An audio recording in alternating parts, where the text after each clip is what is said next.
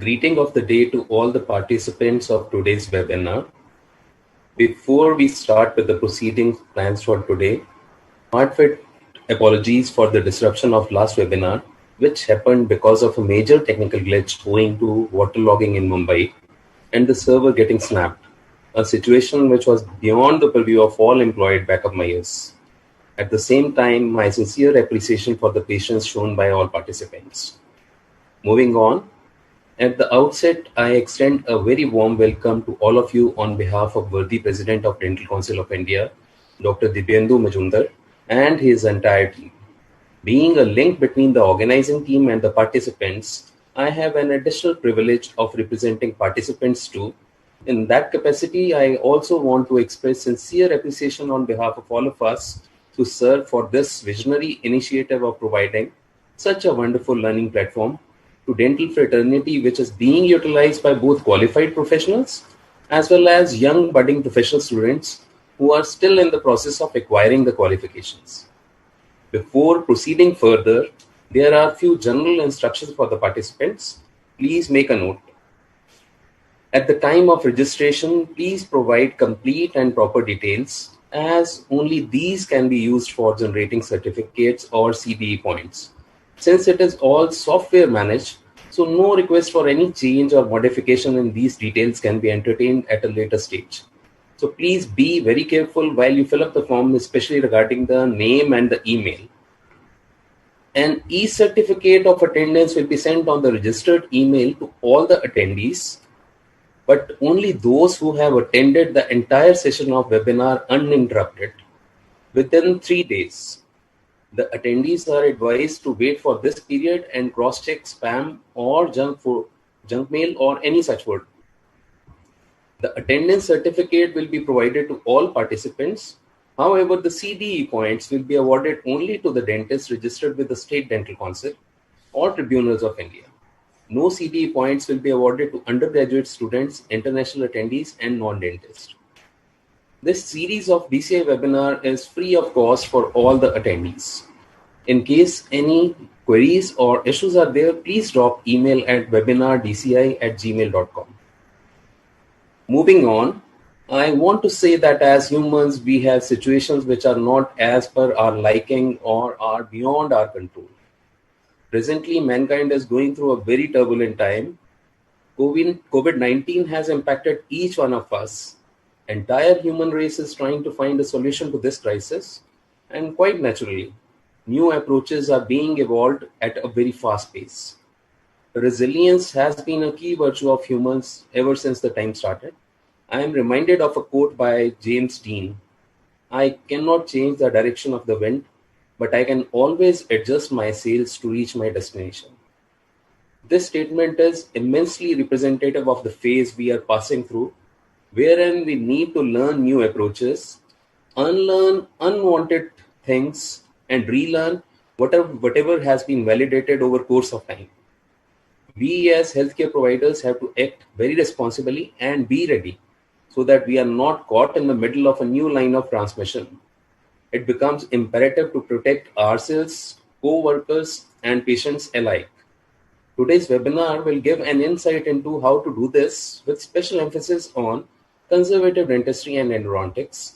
General and specific protocols are mainstay of this presentation titled COVID and its implication in conservative dentistry and endodontics.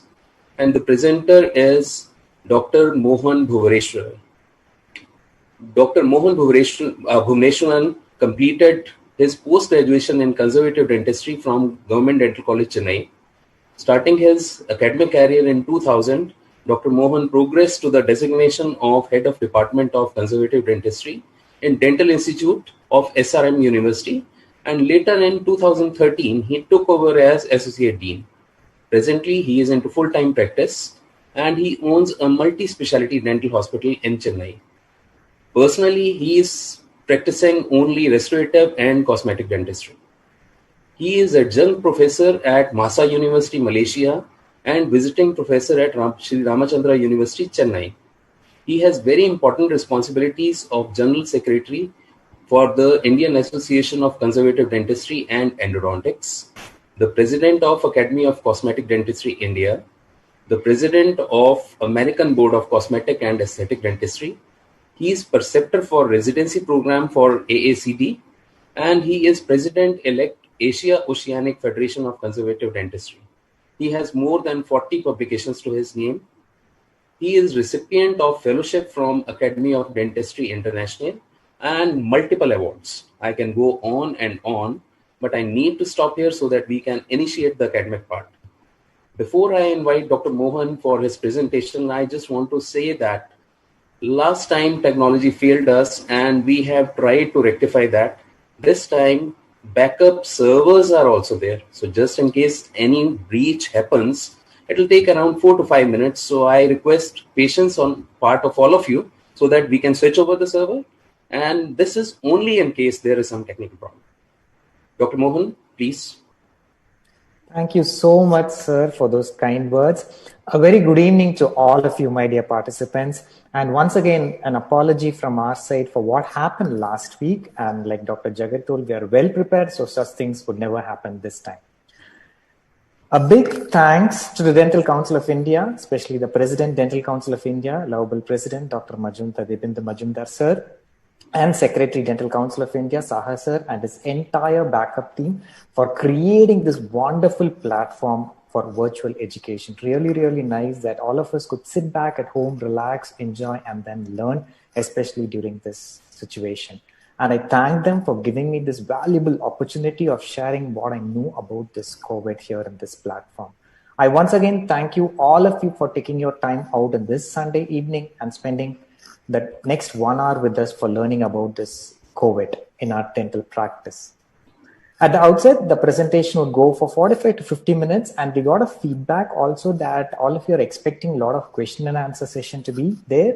So we would try to spend as much as time possible with a question and answer. Definitely we'll try to answer as much as possible. That's what is the expectation of every participant here, and welcome you all to this program. Before proceeding on to this presentation, I want to give a small disclaimer. It's not a big expert sitting in front of you, right? I'm not a big expert in COVID because there are so many things happening around this COVID-19. So what I'm presenting here is all a gatheration of information from every single point is literature based. It is not my personal opinion at all. Please, I want to make it very clear that everything is evidence based, and probably will provide you all that evidence at the end of the day also. And the materials and the equipments probably suggested in this presentation is not a must to go. It is up to you to select whatever you want. Incidentally, I'm just going to share with you whatever I'm using. Pandemic situation. It's not new to the human race at all. And it was extensively discussed by Dr. Ashwath Narayanan in the webinar 1 of this DCA webinar series. And I'm going to discuss about this, what is happening now. Human race is very, very unique. What is great about human race is that we all adapt. That makes a huge lot of difference. So let's not give up. We have to stay positive. We are going to come out of this pandemic situation. Not the first time we have seen natural disasters. So many things have been a part and parcel of his life. Otherwise, it's not an interesting life at all. This coronavirus, COVID, has created a huge question mark. Probably this is felt so much because of the technological advancement that is revolving around us. Otherwise, we won't be feeling so much. It's a huge question mark in our personal life and in our professional life also. Don't worry, my dear listeners. We will all come out of that. Only thing is that we need that strength, the physical and the mental strength to fight it back and come out. The human race will definitely come out of it. As I told you, this is nothing new at all. We have seen world wars. We have seen pandemics. Everything has actually been now spoken as a history. But sometimes it's very, very surprising to note that the future is also getting predicted. In 2011, this movie came out in September, directed by Steven Spielberg, The Contagion. I think most of you would have seen it also. If you see this movie again, if you want to see this, you'll keep listening 3 things. Sanitize your hands, wear a mask, social distance. It's so surprising. I watched this for a second time, and the whole thing, whatever is repeated in every news channel around the globe today, was told in that movie. So it is that sometimes the past is there, sometimes the future is there, but live it, and then we will definitely come out. When 2050, this is what they predict the newspaper will look like. Somebody would be reading this: COVID-19 sweeps across the globe and the human race won. Definitely that will be there. So it's our life. Let's be positive. At this point, I want to tell something in a very lighter note. Please don't take it seriously. See, it is our profession. If we do not value our profession, nobody else is going to do that. Today, people have started to complain that patients are talking about this. No, probably we have a lot of general friends, and there was a WhatsApp message was going that dentistry is gone. That's all. Nobody is going to come. And that friend of mine forwarded and asked me, "Is this real, doctor?" So I feel bad that whatever we do in that social media is open to everybody. So we are solely responsible for whatever happening to our profession. So let us not let go our profession. Let's stay positive. That's why small request, whatever is happening in the social media, please put our collars up and tell that we are dentists, we will live strong. Yes. In the positive note, you know that already the vaccines have been developed around the globe, and you've heard of this Bharat thing, that's the Covaxin that's going to get introduced. Anyway, whatever said and done, we all know every news channel is telling that it's going to take 15 to 18 months for it to come. So am I going to shut down my practice and go for 15 to 18? That's not practical.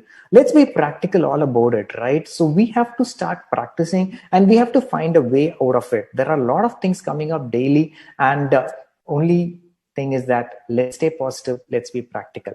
Why am I telling this practical is that I'm not talking to a single person. There's so many listeners. So many listeners mean wide variety of listener. Probably one person here is having a single chair, a small clinic.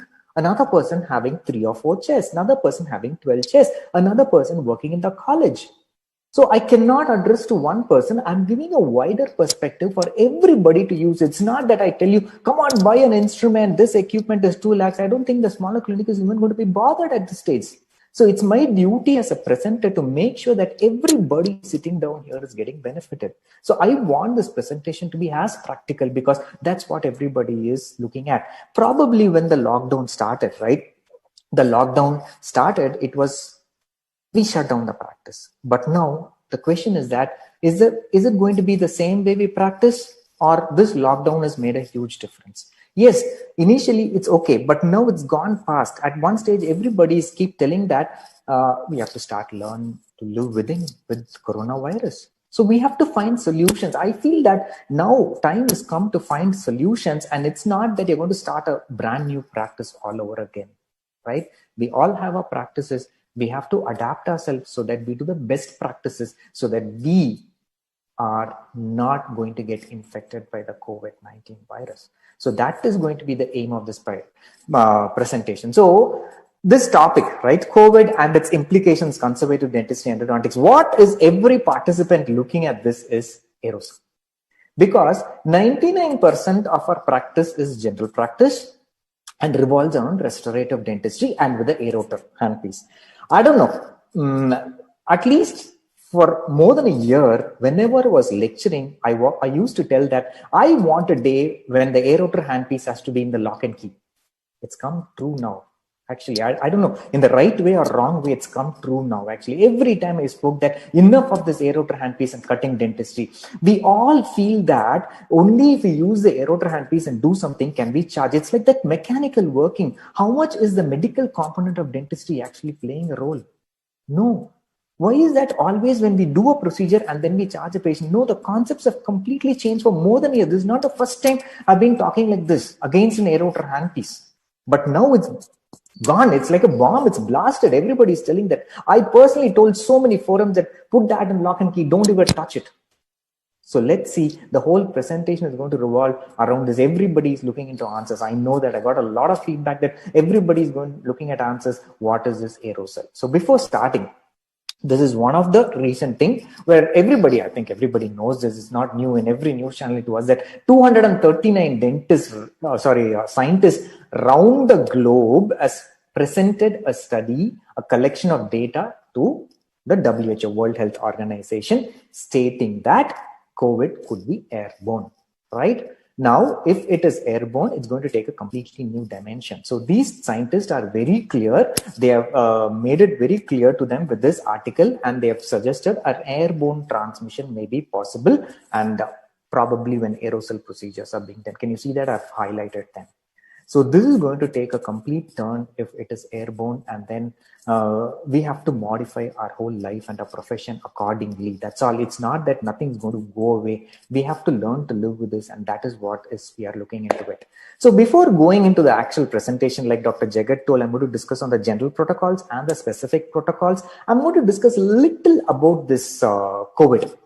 I'm not an expert here to talk about the pathophysiology or the anatomy of the virus or what type of DNA or RNA it is. No, I'm not going to do all that. I'm going to tell two terminologies which are very important. One is the droplet and one is the aerosol, and what is the importance of that. Because I feel that sometimes ignorance is a bliss. So you don't know something and, oh my God, I do whatever I want. It's not that what you do whatever you want. It's not to scare anybody or not to make it easy. Understand what is truth and work accordingly. People who don't know what actually aerosol would do will keep doing aerosol procedures. So I don't want that to happen. So it is always risk-based procedures, and accordingly we do it. We have seen much more bigger things. When HIV was there, we used to tell that consider every patient was HIV. Didn't we all come out of it? The same thing is going to happen. So I'm going to discuss a little about this droplet and aerosol and the current concept of airborne. What exactly it is? What is the clinical implication of this? Now look at this picture. A droplet is when you sneeze or when you cough, it comes out. It's everybody knows it. When a kid knows it. Only thing is that a droplet is more than 20 microns. That means it could travel only up to probably 2 meters at the max. That's why they told that social distancing is very important. That 2 meters, you stand apart in every shop you go, that happens. So that we don't get into this droplet infection. If you wear a mask, it's completely fine. But the aerosol procedures created by any means, that was a lot of listed in the previous article you saw. One of them, definitely a dental procedure, it could cause aerosol. This aerosol could be at the range of less than 10 microns. If it is less than 10 microns, it could rather travel a long span. So, okay, let it travel. What is there? Nothing wrong. Okay, this is droplets is 2 meters. That is more than 2 meters. What is the big deal about this might be the question among you. But there is an important phenomenon behind it. If there is a droplet, it could not easily enter us, right? It is on the surface and it forms as fomites, and we touch and put it all over the face. I'll come to it a little later. So if it's an aerosol, if it's 10 microns, it could go into our trachea and lodge in there. Got it? A droplet probably according to a stays here. It goes here, aerosol grows here, and the new concept of airborne less than 5 microns, because COVID-19, the coronavirus is 100 microns or 0.1 microns, 100 nanometers or 0.1 microns. The air particle, right? It's a particulate thing. It happens to be 5 microns. 5 microns can go into our lungs. Which is more dangerous? I don't have to explain to you. One, nose, trachea, and lungs. So trachea and lungs are more dangerous than that. So droplet infections are okay, but aerosol is very, very risky. So please take into consideration. It's not a joke. It's a truth. I've put it right in front of you. So what about this droplet? Why are you people, general public, bothered about this droplet? Is that a study has been done, and it is proved that on an average, a human touches his or her face 16 times in an hour. Breaking this habit is a challenge. I'm telling you, breaking this habit is a challenge. That's what I'm going to tell you. It's not about doing an aerosol procedure or non-aerosol procedure, but unknowingly I do this. During this presentation, you record and see how many times I've touched. I would have touched so many times. So this is what is the major risk factor here. So when we cover up ourselves, whatever is there, it just goes away. So let's protect ourselves and make sure that this does not enter. Why? Because in a dental practice, what all could happen, it's been given in the dynamics in this picture here. So in a dental clinic, what is that I'm expecting, or I'm expecting everybody of you to expect, is that first, let's not get infected. Number one, personal safety. Let us not get infected. Let us not be a source of infection to others, especially the patient or the attender or our staff. And let us not carry this infection back home. So there are so many things revolving. So here, if the patient is infected, they could get infected. There could be fomites on the dental operatory, and the person watching, the assistant or the attender, could also get affected. If it is with us, again, it could go to the patient or it could go to the attender. If it's with the attender, it comes. It's a huge cycle. What you're seeing is the dynamics in this picture. So let us not be one of them to spread the infection. That is the first and foremost thing.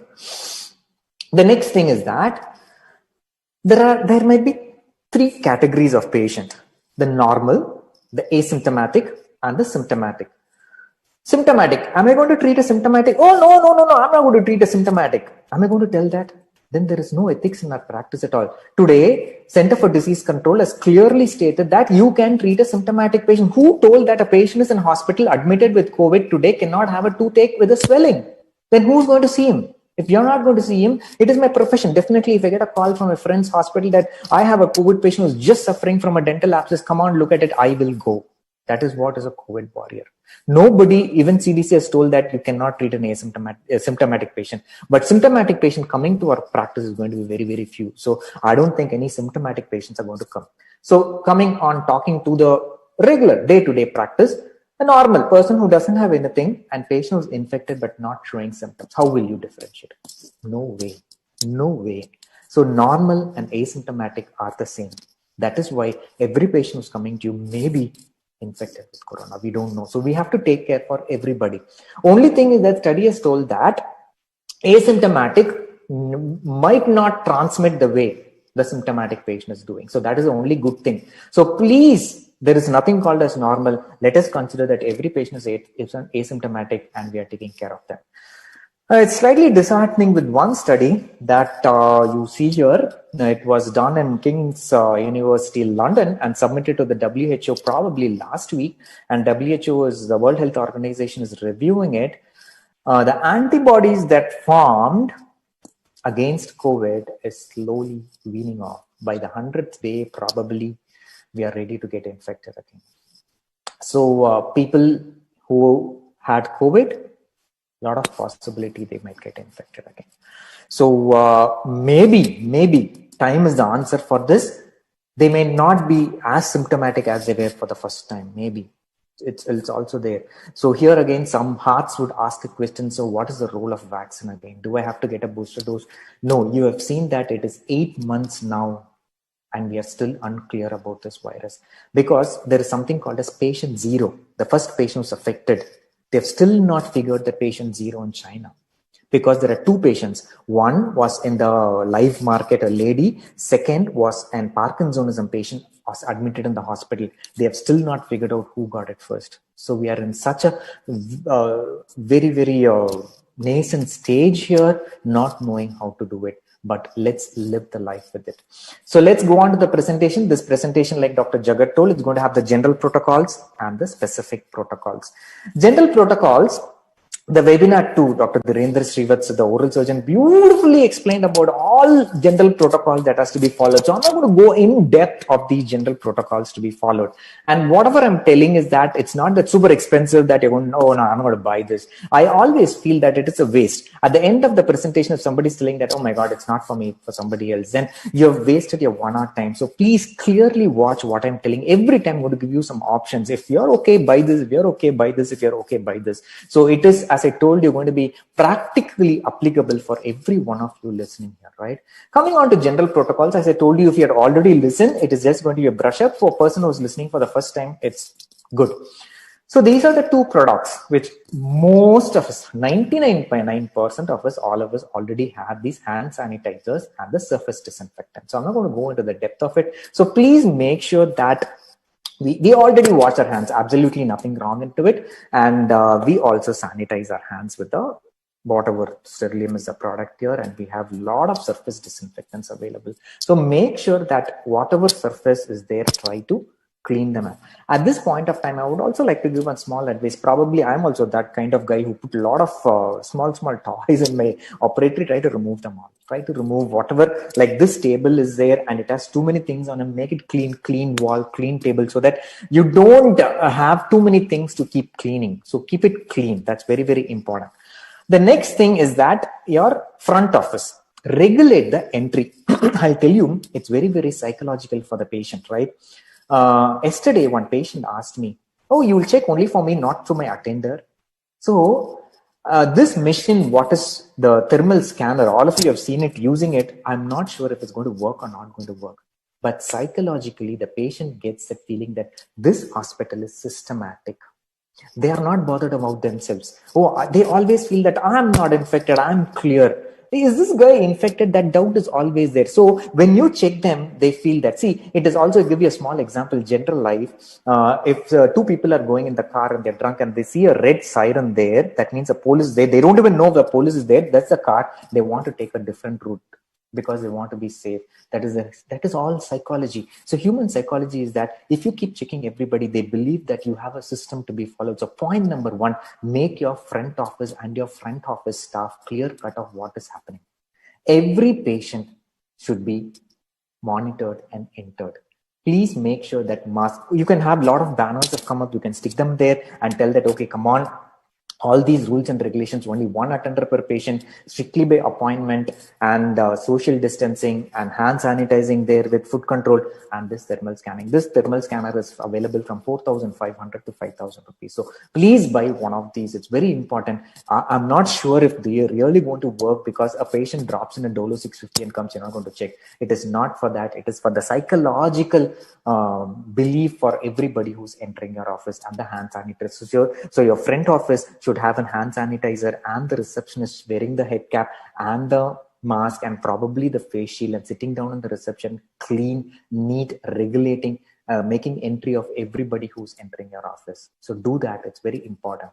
The next device, what I'm showing, is a small pulse oximeter. It's not really necessary that you have to have. It is for us safety. Nobody's going to come and see that. If you suddenly have a doubt that if the lung functioning is okay or not, you can put this clip on and find out for an emergency basis. It's also not very expensive, 1,800 to 2,000. But no, if you ask me, no, not necessary at all. But the thermal scanner seems to be very, very important for us. So coming on to the disinfection of the dental office, it's very, very important that we disinfect them. Why? Because is that the coronavirus could stay from 2 hours to 9 days, what you're seeing in the slide, right? And depending upon the humidity, the lifespan expands. Why this is going to become a problem now is that now it's rainy season has started, and it's not dry, too much dry, it's always slightly wet. So in this situation, there are a lot of possibilities that it could stay for long. It could stay for long. If it could stay for long, that means if we touch and put. So my only request at the end of the day is this habit of touching the face, if it goes off, then and wearing the mask would solve 99% of the problem. That's all. So only thing, hand hygiene is going to be very, very important. So what is going to keep it clean is only three things. Again, please remember: sodium hypochlorite, hydrogen peroxide, and the ethanol. All three are oxidizing agents. Remember that an oxidizing agent would just break up the chain and that the virus is dead. So either you have hypochlorite base, sodium hypochlorite base, hydrogen peroxide base, or ethanol base to clean the surface. It's all clean and good. Make sure that your office is also dry. I'm going to talk about that. So these are the clinical contact surface which has been listed, and everything has a certain period of time in which it could host the coronavirus. So please remember, as it's getting colder or very wetty, then the coronavirus could live for long. So please take care of all these surfaces and keep cleaning them. Fine. So coming on to the floor cleaning, again they have told that floor cleaning, chlorine based. Please remember, any agent that is oxidizing, simple floor cleaning, bleachers, all that will take away the coronavirus. So please cleaning your floor with bleachers, hypochlorites, and probably fumigation. I don't recommend that at this point of time. Probably last time it was all discussed. And fumigation, probably you don't have to buy one. There are a lot of agencies which bring, again, hydrogen peroxide fumigation would take away everything from that's what the Fogger job is going to be also there. Again, as I told you, hand hygiene is very, very important. So please use an alcohol-based hand scrub, 20 to 30 seconds. See, actually, this is more important. These edges are more important. So I do this and I do this. I completely make sure that before I touch my face also. And I slowly broken the habit of keep touching my face quite often. That is the one rule which I found. And also the soap, everything. If it's a soap, it's for 40 to 60 seconds. Now coming on the most interesting topic, which everybody is waiting for, is the PPE, personal protective equipment. I'm going to stand in front of my patient like that. Definitely no. See, WHO and CDC itself is given a classification of risk. I'm going to share that now. So if it's a risk-based, if I'm treating a corona patient, then probably I'm not going to every day stand in my office like that. And already you see that a lot of advertisements are pounding there and telling that, come on, don't be in a hurry, please. How long can you keep buying this? And let's be practical. Let's be practical. Let us find some solutions. Solution number one, N95 mask. Please, it is our life and health. Buy this N95 mask. One of my friends, she told she's working in a government hospital. Once she saw me without this mask and told, Doc, what the hell are you doing? Where is your mask? She was working in COVID duty and she told, Doc, just because of this mask, I've not got this infection. So N95 mask is so important. So please, my request is now, it's not expensive at all. It ranges from 100 to 150 rupees. Please buy this N95 mask. I know initially when I started to use, I couldn't breathe and I got headache. Please, there is a strict instruction written there. It could also cause death. So please be careful. So I'm going to tell you something very, very important. So you put that N95 mask and this is the way you do it. Please make sure that it's snugly fitting, and WHO has given instructions, not my instruction as I told you. And then probably if you want to breathe or something, go outside. Go to a fresh air place, dry place, outside your chamber, outside the building, remove the mask, breathe and come. So it's like improving your lung capacity like a swimmer. What happens is that now I'm comfortable with 2 hours, 3 hours, I'm happy. I don't have to remove the mask at all. My body got used to it. So initially you would find it difficult. So don't tell that, no, not N95 mask, mommy. Please do that. So now let's go on to 3 options, what I'm going to suggest to you. Option number one, a respirator. Everybody would have heard about this respirator. This is the best option number one. It is a full face respirator. Your eyes, nose, mouth, everything is damn protected. So now whatever is prone for this host, the coronavirus to come to the host, it's being completely protected. The best, but it's 12,500 rupees. So if you could spend, it's fine. Otherwise, I have options. I told you I have options. It is one of the best choice, but we also have half respirator. This is a very comfortable actually. If you look at this half respirator, it is not even half, it is 1/3 the cost. It is only 2,000 rupees and plus the respirator another 1,300 or 1,200. It covers half of the face. So the remaining half of the face, if you're wearing specs, you can put this goggles, which is another 500 rupees. So altogether, maybe 4,000 rupees, the whole kit is ready right in front of you. There you are, option 2. So option 2 is a half respirator with a protective glass, and the head cap and other things are already in go with us. Now, what you have to keenly watch in this is that the filter. The filter is a particulate filter. This type of filter, what I've projected here from 3M, is the one which actually would not allow the virus particles to enter. So again, 3M is just a brand. There are so many Venus, there are so many brands. Please suit yourself. As a disclaimer, it is just coincidentally coming here. I am not specifically asking you to buy these products. Please, I want to make it very clear at the end of the day. Now coming on to option 3. Option 3 is there. You're seeing me. I always use my loop somehow. So I wear my head cap. I've used my N95 mask. On top of that, I put my surgical mask, my eye protection with a complete seal and a loop. My eye is also protected. For the remaining part of the face, I've used a face shield, which is a nice face shield. The simplest face shield starts from 350 to 500 rupees. You get this. So let me go back. I have 3 options for you. Option 1, the best. I told you the cost already, 12,500 plus Indian rupees. And then coming on to option 2, wherein you have a half respirator and the cost is just 1/3 of it. And when you go to this, there's absolutely the cost is null. So you have 3 options. Please suit yourself. Please suit yourself. If you ask me, option 2 would be very, very ideal. If, after all, our health, if we could spend this much, I'd be very, very happy. And instead of this glass, probably if you're a person who's using a loop, mix and match option 2 and option 3. That's all. I think if you could do this, it's more than sufficient, right? I'm going to answer in college in what to do now. So we have this reusable, washable gowns available. In fact, tater gowns are there. These are more things. So probably it depends on the risk procedure, what we're doing. You can wear them and accordingly you can dispose them or you can wash them and use it. Fine. So this is the gown if you want to wear if you're planning any aerosol or aerosol related procedures. Am I clear? So now Keep your offices well ventilated. Put some exhaust fans if you want, or at least never switch on the air condition while doing the procedure. I know now at least the heat is gone now, right? It's all getting cold. So I'm sure everybody would have an electric fan. Incidentally, also, when we started our clinic, we made sure that every room had an electric valve. You know why? We thought that probably one day, if I can open up the windows, absolutely no issues. But if one day the air condition doesn't work, at least I can switch on my fan. So every room offers every operatory office, we have almost 11, everything is with an electric fan. So I will switch on the electric fan, and probably if you know you have a lot of standing fans that is coming up, keep your operatory as dry as possible. Point number 1, good respirators, don't touch your face, and keep cleaning all the surfaces. So these are the general protocols what we decided. Now going on to the crux, the very important part, the specific protocols. Now, how long can we keep doing emergency care? Probably I told you during lockdown, people told that telephonic, but telemedicine is just a way in which you convey your opinion. It's not you're going to treat a patient. You want to see some pictures what my patient sent? Look at that. Am I going to do telemedicine for these 2 persons? Absolutely no. My patient told, doc, I took 2 days of antibiotic. Look at my face.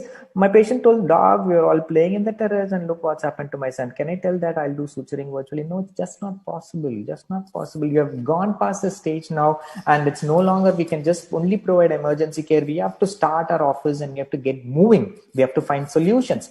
So first thing is that when the patient comes, we already know how to regulate the entry. The patient is entering, we know how to keep a clean and then do everything. When the patient comes, please have this 1% hydrogen peroxide, there it is mentioned with the reference there, or 0.2% of povidone iodine mouthwash, which is again an oxidizing agent.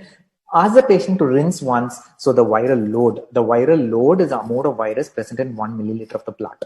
So the viral load is reduced, if at all, because we consider normal and asymptomatic patients. So please, this mouth rinse is very, very essential in our practice. Make sure they do that. As I told you, if you put something into lock and key, we'll never use it. Please don't switch on the compressor. Only if it is there, we tend to use. So don't switch on the compressor unless and otherwise it is required. Now, coming on to the question of aerosol, I'll finish it before going into anything. Now, I want to do an aerosol procedure. What do I do? Probably somebody in a college. How do I do it? Okay, fine. Now, I told you methods of protecting ourselves. The respirators, the N95 mask, the eye, the face shield, the gown you wear. So probably, I don't want, but probably you want to do an aerosol procedure. Wear those disposable gowns and wear those things. Make sure that we have a separate chamber for that aerosol, and not in a wide, big corridor or something. After that procedure is over, please go out and then remove everything, then wash your hands and proceed further. So do not touch whatever. Why I'm telling is that the respirators, what we're wearing, definitely we're not going to infect it. Because these aerosols, I told you, right, less than 10 microns will settle somewhere in the after 2 meters. And if it's airborne, it's more in the air for a longer period of time. So that place is always risky. So if I'm going to do an aerator procedure, I'll have one room for that. It's like that, like a dark room. I just do the procedure, come out. I will not touch anything there. But in a college scenario also, find out specific chambers where you can do aerator procedures and then get out of that room, right? As I told you, if you want to breathe or something, go out, remove everything, wash your hands, clean your hands, and let this habit of touching your face go away. Right, and this people have started to sell this retraction handpiece. All this was available earlier. Please, retraction handpiece. You know what is? So I have full loaded saliva and put my handpiece. The handpiece will suck in the negative pressure. I'm not going to do that. So the simple is that instead of this handpiece, you don't stop the aerator handpiece. Let the handpiece go inside. You take it out and then stop. Where is the question of the saliva pooling? It's not at all necessary to buy this. And also you see a lot of advertisement, people talking about extraoral suction. No. So there is absolutely no study to tell us that this would completely prevent. No. I would not want, or I would not ask anybody to invest on this 75,000, 80,000 equipment. I'll tell you the reason. One, it's not only the evidence, it is also a false belief it gives, false strength it gives to us that I have this, nothing would happen to us. No. I have a lot of my friends abroad who have already told that I put it there. It's a waste. So please do not invest on these now. Also, one other thing is this HEPA filter. I have studies. I don't want to tell them now. It's a waste. Everybody is told that it's not going to serve the purpose at all. So please don't invest on these filters, the ultraviolet rays, extraoral suction. These all gives a false sense of positivity that, oh my God, I'm all equipped, I do the aerosol procedure. No, please. So please, the best thing is to avoid aerosol procedure. And yeah, I told you we have to start practicing. So give me a solution. So the solution is that isolation. Isolation, probably it's been much written, spoken than practice. So it's time come now for isolation to come into picture. So isolation, the minute somebody talks about isolation, it's only rubber dam. See, why people are avulsed about a procedure is that it's complicated. It's that, oh my God, I want to put a punch it, I want to put the clamp, I want to put it inside, I have to put the rubber dam frame. Oh my God, forget it. That's what everybody tells.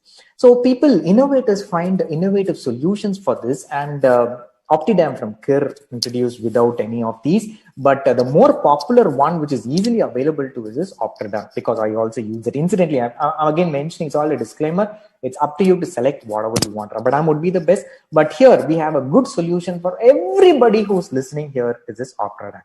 So Optidam, all you need is a punch like what you see here. This punch can be from GDC, Ufridi, Coltine, anything you buy this punch, just punch it. And the YouTube, I don't want to waste the time here on this showing the YouTube video. Go to YouTube or the manufacturer, the dealer, Ivaclo, would give you some videos. Just insert it inside because Optragate is already very, very popular. People use it and then put a floss. That's all. It's isolated. So isolation would bring the direct saliva in contact with us, and then we can proceed with our procedures, whatever we are planning for it.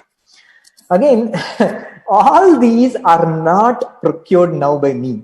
Somehow I've been preaching this for more than a year now. Hand instruments.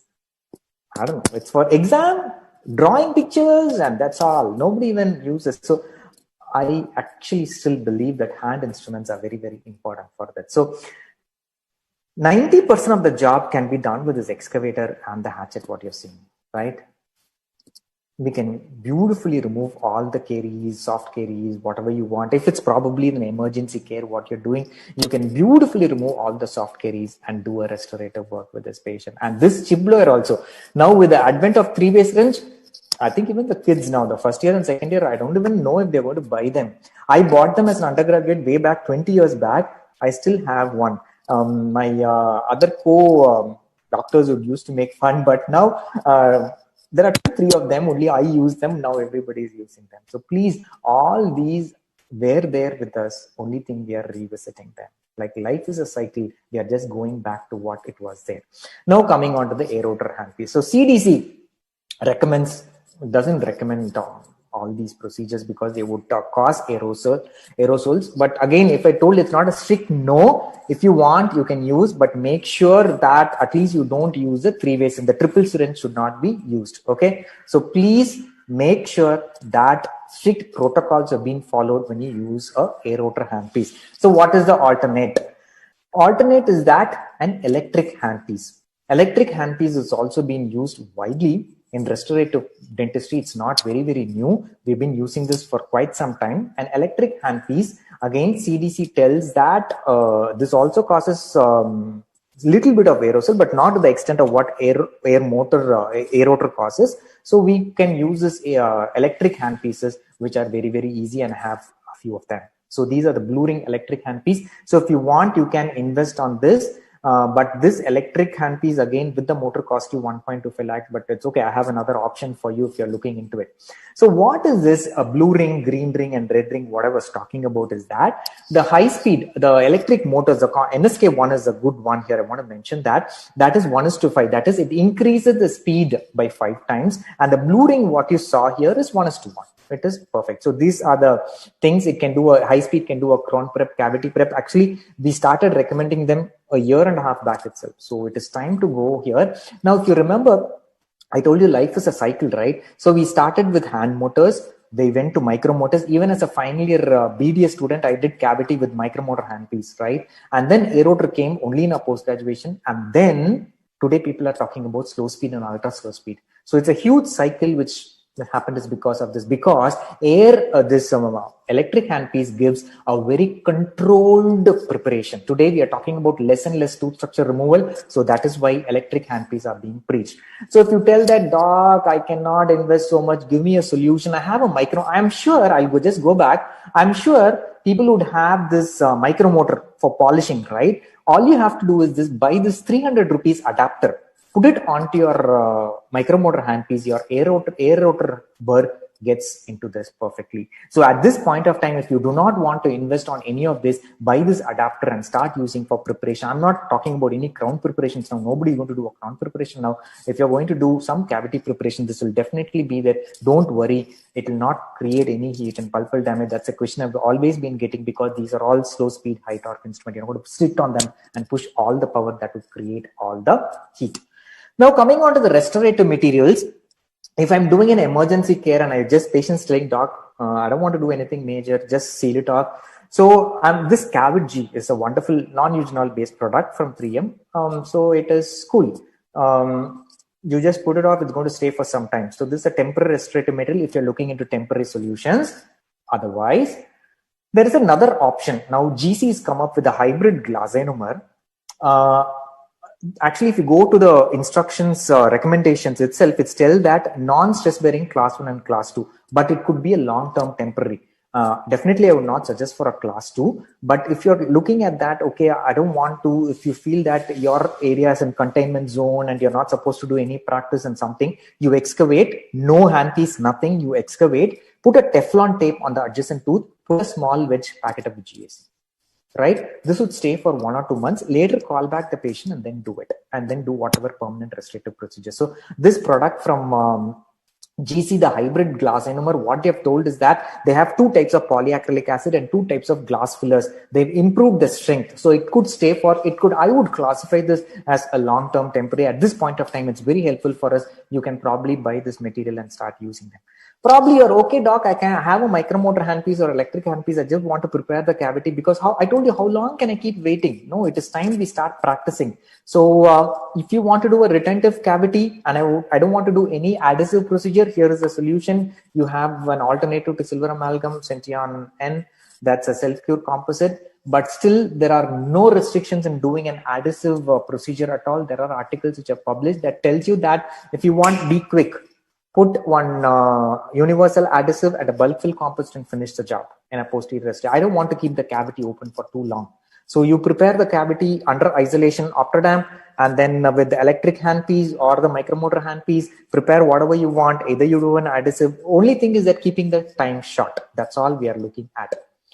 Then coming on to root canal procedures, initially probably we would do some emergency access cavity preparation, take out all the pulp, or if necessary, you put this, that's from Septodent, the pulp devitalizing agent, and then make sure the patient goes off pain. But how long can you leave it? It's going to get infected eventually. So it's time we started doing procedures.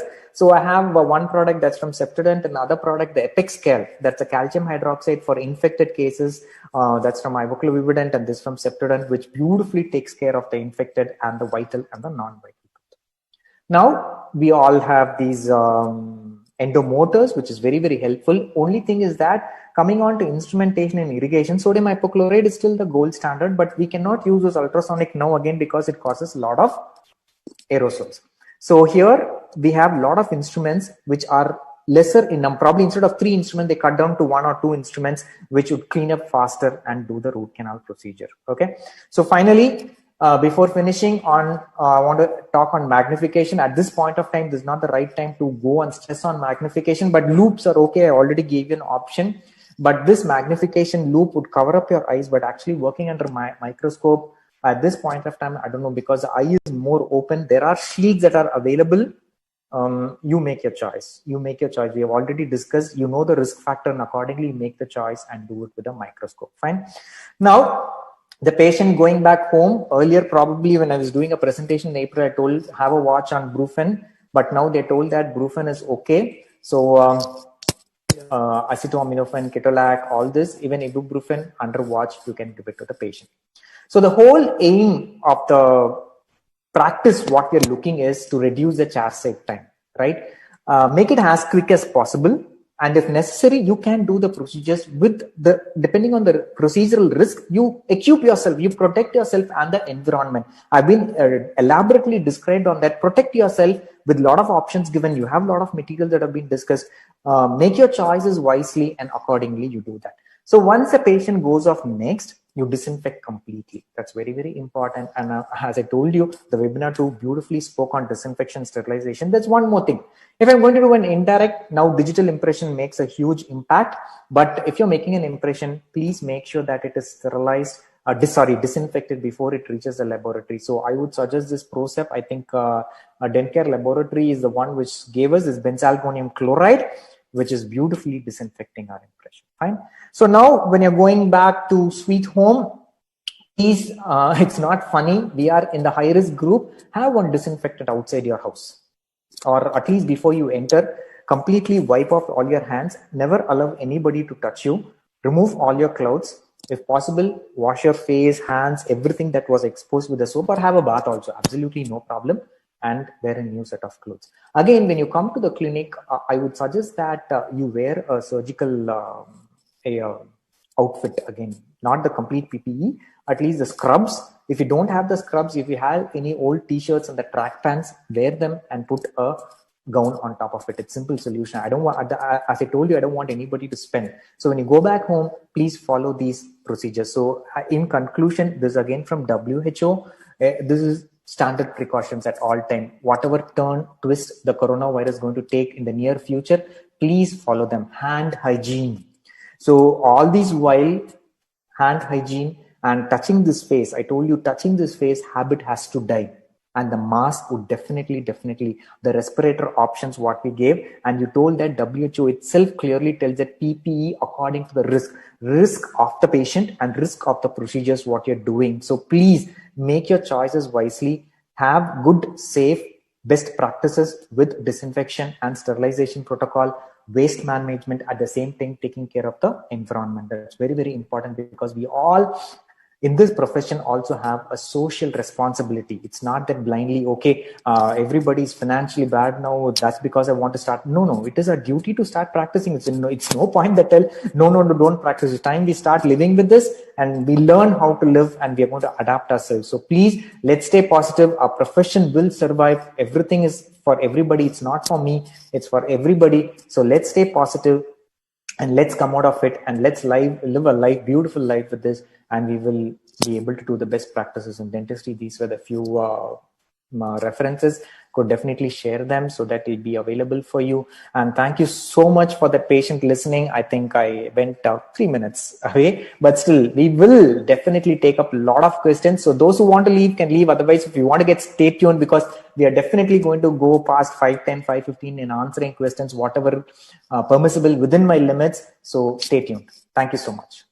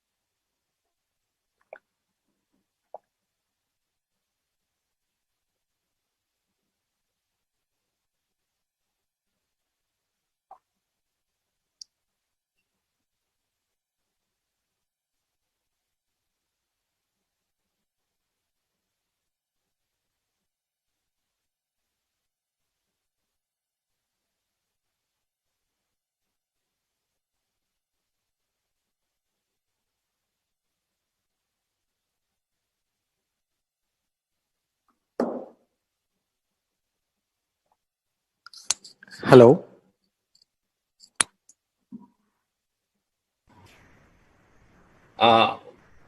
Sorry, sir. I was not able to. Thanks a lot, Dr. Yes, sir. Thank you, sir. Now you can hear me? Yes, sir. Yes, sir. Perfectly. I thanked you earlier, and I just announced that we have now 16,000 participants. That's really great. That's a huge figure, and for this very encouraging response, I thank each and every one of you. And very informative session it has been, especially the elaboration of the droplet and the aerosol spray, respirator and its substitute, and the advice of using electric handpieces. I'm sure many doubts already have been taken care of, but to optimize the utility of this initiative of DCI, now we'll be taking up few questions. We have close to 400 questions, but as many as we can take up, we will be able to. The first one is there a complete ban on the aerosol procedures? Not at all. So CDC is not given a complete ban on aerosol procedures.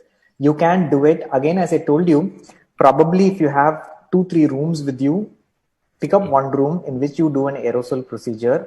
At that point of time, make sure that you at least wear the respirators, and then immediately after the procedure, no air condition, electric fans, well ventilated, and then you come out of that and don't touch anything there.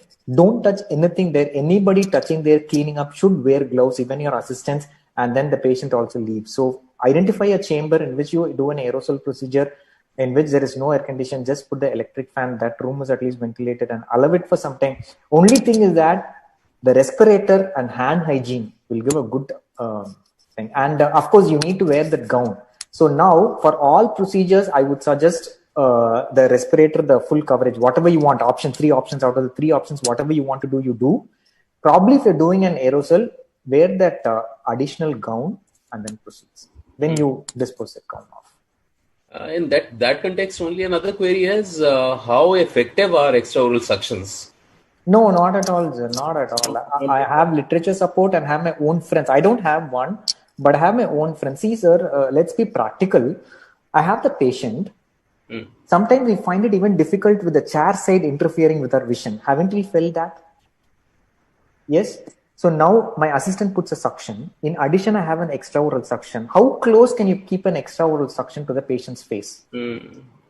Practically, it's going to be difficult. And then the patient opens the mouth, you put the aerator handpiece, and how sure only it goes in there? No study is being done like that. They also tell that maximum would go inside, but we want 100% sure.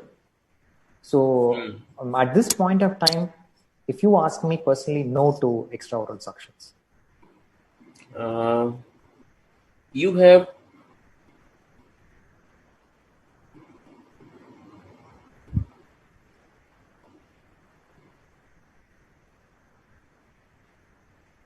You have talked about WHO declaring it as airborne spread of the disease.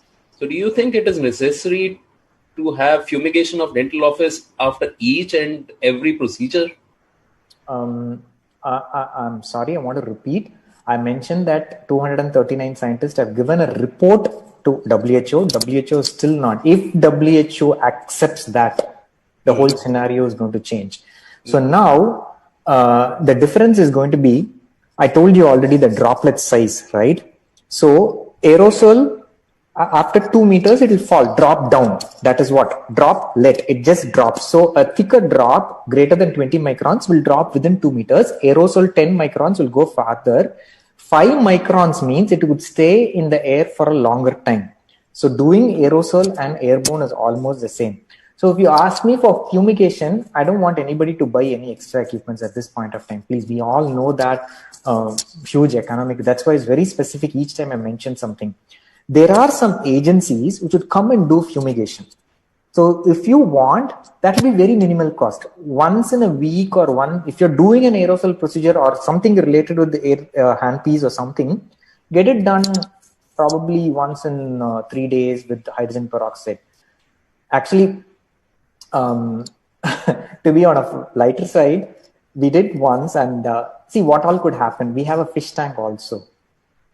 The fishes went for a toss. I felt really bad. The next day morning we came and all the fishes were struggling. And then, so please take care of we made a mistake. We made a huge mistake. Fish tank was in the front office. Only the rooms were fumigated, but we felt very bad that day. So fumigation, yes, it can be done, but I don't want anybody to borrow a fumigation machine. There are agencies which will come and do it. Definitely you can do it.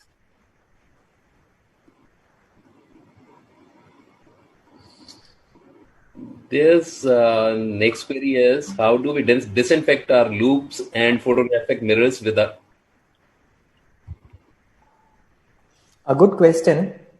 Actually, the alcohol-based, there are specific liquids that are available actually. So the regular ones would fog them off. So I don't want you to use them. There are specific available with these guys itself, which are specifically used for the loops. So loops, you can do it. The mirrors, you can wash them actually. So you can wash them and put it in the disinfecting solutions, what the surgeons use, right? The Cydex solutions, you can put them and then put it in water and wash it off. That is more than enough for us. And moreover, what I do to the photographic mirror is I wash it with the soap. So it's like washing our hands. So most of the virus and bacteria are gone with that. So if you're very specific, you can do that also. Then there are few queries regarding electric handpieces. Can we use regular burrs in electric handpiece? And what is the amount of heat generation while we use the electric handpieces? This is what regularly when I've been getting. So I want to little elaborate on electric handpiece. So electric handpiece are motors, like the electric fan, right? They are driven by electricity and they are not air. So no air is coming. So once the air comes and hits the water, I have a glass of water and put a 3-way syringe air, then it comes up. So to avoid that, only electric handpiece. So these electric handpiece, I can give a demo. All of you can also try. Actually, I can hold a running air rotor handpiece burr. That means it's high speed, low torque. So low torque means torque is the capacity of the instrument to keep moving even under pressure. So that's why we talk about high torque.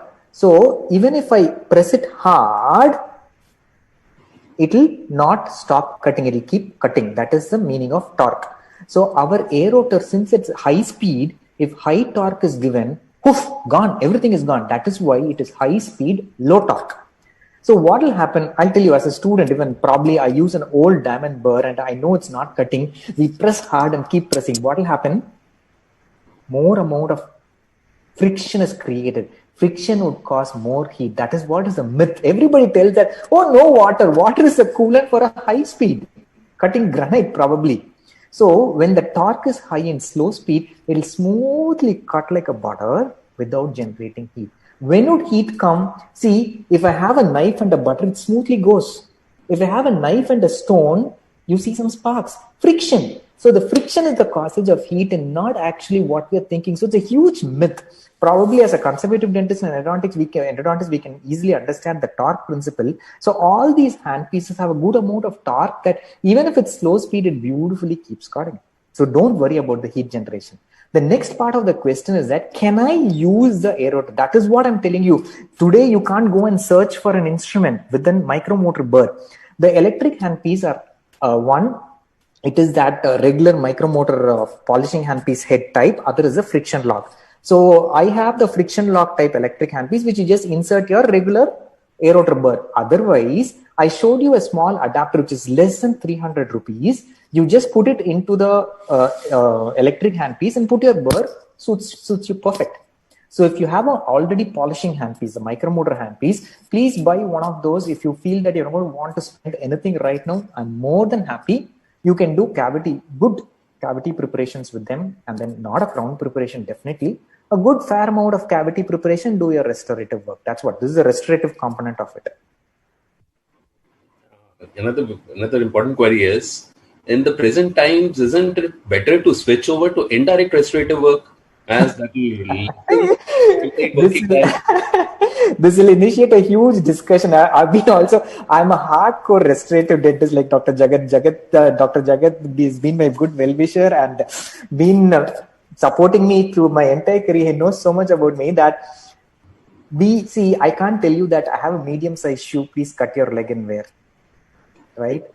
You don't prepare the cavity for the restorative material you have. You can't tell that I made coffee, so whoever comes to my house is going to have only a cup of coffee. Today, the principles in restorative dentistry are there. I have this cavity. What material best suits the cavity is what I'm going to select. So it is a crime if you're converting a direct restoration into an indirect restoration, blaming on the COVID, which I would not accept, because that is, I was very, I don't know, I was, for the past more than a year, I was very, very aggressively talking about minimal preparations, and this is the time which is the right time for everybody to start practicing that. So we have n number of materials today. I've listed them already. Suit yourself. It is not material driven. In fact, the restoration are disease driven.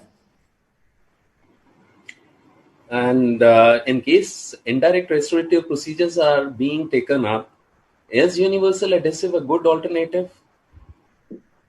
Not necessarily. See, actually, the topic is deviating, but still, I would like to answer. See, when do I do an indirect? Is that when I feel my direct restoratives cannot withstand that pressure. That is, we have the only two things. We have all read that retention and the resistance form. See, why was bonding introduced? People always again confuse bonding is for sealing. That means amalgam wouldn't have served for 150 years in our practice. So please, bonding is to improve the retention. Imagine if I have a quick fix and I stick it, that means my quick fix is strong and my hand is strong to withstand. But if I feel that my hand is not going to withstand, then I make my cavity retentive. So my cavity is retentive holding this glass. So if my cavity is retentive, that means if I can apply the bond and the bond could work and my direct composite could work, then I would do that. I would not move to indirect at all. Why I move to indirect is that if I feel my direct composite is not going to withstand, or my bonding, subgingival caries, bonding is not going to happen at all, then I would just cement it with glass ionomer. So do not correlate universal adhesives with indirect only. For direct also, whenever you can do a bonding, do it with, let it be direct or indirect. Let the statement be open. I don't want to close it like that. So when you can bond, let it be direct or indirect, they're more than welcome to use a universal adhesive. It's time to go with the stop etch and rinse adhesives now at this point of time. Another important question. What about corona recovered patients? How to deal them? In fact, I had a doctor friend of mine who came to my office. Doctor and his wife corona recovered. Today it tells that it's okay to treat them as normal patients. Nothing to worry about them. The only thing is that as long as the same protocols prevail there also. So the respirators are very important, like whomever you're doing it. So don't worry, they're not going to transmit, but only the recent study which tell that they can again get infected. So it is their problem, not our problem. So corona recovered patients are same like that asymptomatic patient. They're not going to give transmit any virus to us. So don't be worried at all. So it's more than 3 weeks since I saw them. So it's fine. It's fine. It's absolutely fine. And another very valid query, which is very frequently being repeated. How to do safely the infection control, the doffing of PPE if required in single room operatories. There are many clinics in India which only have one room. So how to go about that?